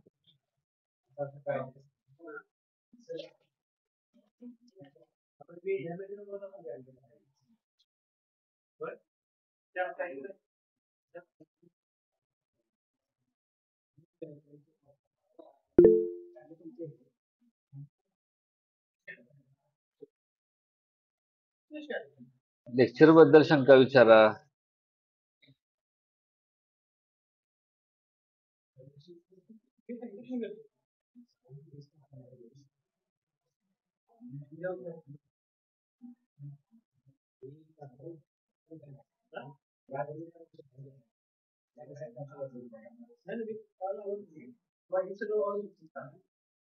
चला, काही आहेत शंका? काही ऍडिशनल किंवा आता एवढं सगळं लेक्चर ऐकलं असेल, त्याच्यातलं काही गोष्टी कळाल्या असतील, तर काहीतरी भाष्य करायचं असेल, तुम्हाला काहीतरी वाटत असेल, काही समजलं असेल, ते तुम्हाला सांगावंसं वाटतंय, असं काय असेल तर बोला.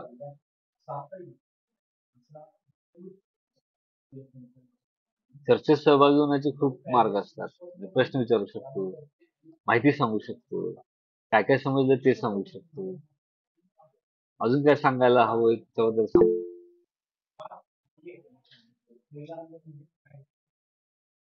आता त्याच्यातलं धर्माच्या बद्दल जे आहे ना, ते सांगितलं. अजून एक दुसरा एक मुद्दा शीख धर्माच्या संदर्भात आहे, ते त्यांची एक जी पंजाबी भाषा आहे, त्याला त्यांनी खूप महत्व दिलेलं आहे.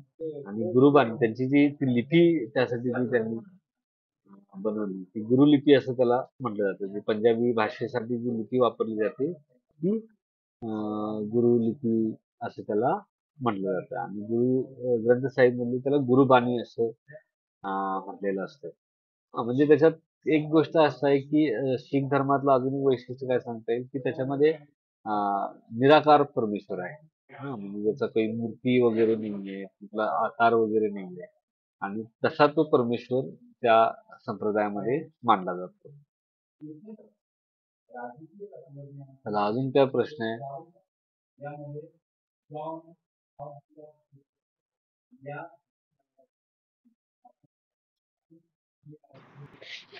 सर आता ते शीख धर्म पंथातील गुरु आहेत ना, 10 आहेत बघा. हम्म. मग समजा एक्झामचे क्वेश्चन जर असतील तर मग ते 10च्या 10 येतात का त्यातले ठराविक येतात लिहायचे म्हटलं तर? काय मला काय प्रश्न लक्षात नाही आला मला. 10 गुरूंच्या बद्दल माहिती द्या असं येईल त्या, असं वाटतंय. आवाज येत नाही सर तुमचा. आवाज येतोय माझा? मला मुद्दा हा नाही आता आला. काय कळाला. म्हटलं? 10 कोण शीख होते असं शीख विचारते. शीख धर्मग्रंथ आहेत ना, हम्म. मग त्याच्यातले 10 गुरु आहेत ना ते. मग समजा एक्झामला क्वेश्चन यायचं म्हटलं तर ते 10च्या 10 येतात गुरु, का त्यातले ठराविक येतात लिहायचं म्हटलं तर टिपाला? नाही, ते म्हणतील की शीख धर्मातले गुरु ही संकल्पना स्पष्ट करा आणि त्यांचे हम्म. कार्य स्पष्ट करा किंवा त्यांनी त्यांचे योगदान स्पष्ट करा, असे येईल ते हम्म. लक्षात. हा. असं नाही 10 गुरूंची माहिती देऊन प्रत्येक गुरु बद्दल सविस्तर माहिती द्या असं नाही प्रश्न विचारत. हम्म. हा जे हा, हा. प्रश्नामध्ये आहेत ते डिटेलमध्ये असतील त्या हिशोबाने लिहावं. काय इतकं नाही, हा पेपर आपण समजून घेण्याच्या ह्याच्यातनं आहे. तो खूप या माहितीपेक्षा त्याच्यातला गाभा समजणं गरजेचं आहे. ठीक आहे. हो. अजून अजून तुम्हाला काही प्रश्न?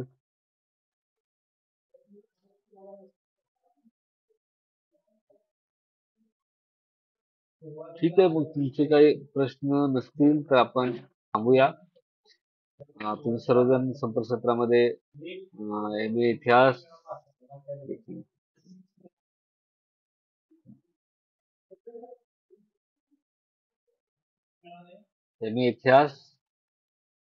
भाग 1 साठी आयोजित या संपर्कसत्रामध्ये आपण सर्वजण सहभागी झालात त्याबद्दल तुमचे सर्वांचे आभार. धन्यवाद.